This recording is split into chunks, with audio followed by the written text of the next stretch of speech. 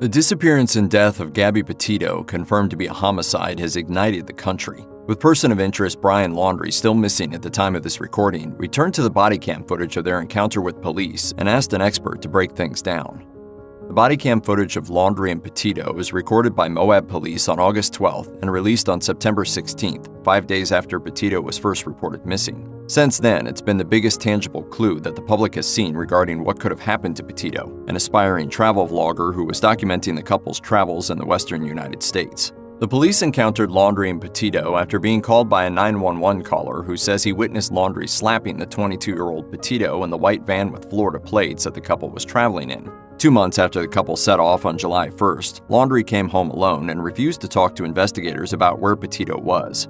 And then, according to his parents, he went missing himself on September 14th. As of the making of this video, his whereabouts are still not known, but federal agents have conducted a search of his family home amid a massive manhunt. He has also not publicly been described by law enforcement as a suspect in Petito's disappearance. Because there are so many unanswered questions, Grunge sought the input of world-renowned body language expert Mark Bowden to find out what he thought of Gabby Petito and Brian Laundrie's body language in the Moab police body cam footage. In the footage, we see a stressed-out, visibly upset and crying Petito explaining to cops that she gets frustrated and has really bad OCD, obsessive-compulsive disorder. She also told the officer that she apologized to Brian Laundrie for what she described as mean behavior on her own part. I'm sorry that I'm so mean because sometimes I have OCD and sometimes I just get really frustrated. Later in the video, she said she was hitting him as he drove the van and that at one point he wouldn't let her in the van until she calmed down. For Laundrie's part, he acts as if the situation is minor, smiling as he describes the situation to police as a, quote, little disagreement and little squabble. Yeah, there's a few little things, little relationships. I don't know if you're in a relationship, but I'm sure I've been married for over 5 years now. So. There's a lot of little things. He tells police he told Petito that they should, quote, take a breather and get out of the van and walk away to get some space from each other. But Laundrie didn't describe himself as hitting Petito while outside of the van, which was what the 911 caller claimed he saw. We drove by and the gentleman was slapping the girl. He was slapping her? Yes. Laundrie does admit he pushed her to keep her away because she was already swinging and scratching him with her nails and rings. Still, Laundrie insisted that he cared about Petito, despite her violence towards him. But Bowden believes he sees through that narrative. I'm fine, and I love Gabby. I hope she doesn't have too many complaints about me. In an email, Mark Bowden summarized the situation as he sees it, saying, Petito immediately shows clear distress and negative emotions in her face to the police, but along with Laundrie, creates a narrative to minimize the severity of the situation and move more responsibility to her rather than him. Laundrie in general displays an air of calm and extreme compliance, creating friendly relationships with the officer, calling him buddy.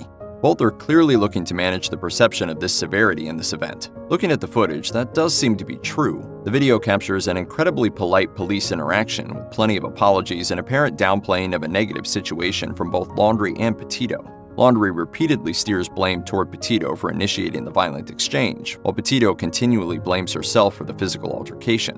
Bowden pointed out, right to the end of the exchange, Petito is still in distress, but Laundrie is calm and collected, leaning against his van.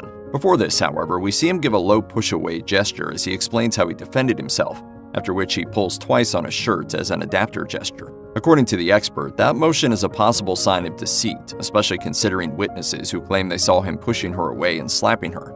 As Bowden put it, his gestures soften the severity of this to lead us toward an idea of her being the aggressor and him being the defender, whereas the opposite could be more true. Mark Bowden is a member of the Behavior Panel, in which 4 of the world's top body language and behavior experts hash out what's really going on in videos of public interest on their YouTube channel. In regards to the current case, he points out that Gabby Petito's body language was indicative of how upset she was. In particular, he observes, Petito was also showing a prolonged experience of heightened emotions and distress, and she bends over with hands on knees to catch her breath. As far as her vocal inflections are concerned, he also wrote, Petito's deeper vocal tones that we hear in her video blogs are gone, and higher ones prevail, again indicating distress and certainly a move from her usually confident baseline behavior on camera. But I'm perfectly calm all the time, and he really stresses me out. Certainly, the Petito we see in the body camera video is a lot different from the one we've seen on social media. But it's not just Petito whose body language tells a story. From the footage, it appears that Brian Laundrie could be working to make himself look like the person who is dealing with an unhinged partner. And Bowden sees a deeper meaning in Laundrie's version of what happened. He sees glimpses of controlling behavior and notes that Laundrie even belittles Petito by referring to her, quote, little website. She's trying to start up like her own little website blog and everything. Part of the couple's fight that morning, from what they told police, had to do with Brian Laundrie locking Gabby Petito out of her camper van. Mark Bowden says Laundrie's purported spin was an attempt to make it look like he was trying to de-escalate the fight, and Petito even told police that Laundrie said she needed to calm down before he would let her back in the van. But according to the expert, even though Laundrie tries to make himself sound reasonable in this situation, his actions still involve him taking control of Petito's most valuable resources, like food, water, and shelter, while she's thousands of miles from home. All told, what appeared to be happening on the surface of the video could be masking a much darker truth. According to Bowden, all in all, we see both try to manage the perception of the event, but one, Laundrie, showing some deceit around violent action. This certainly has some hallmarks of an unhealthy relationship with a high likelihood of violent action from the male, the severity of which is being softened. Did Laundrie have something to do with Petito's death? It's possible, but we don't know. As the world waits for answers, all the world can do is analyze the clues about what really happened on their fateful, tragic trip.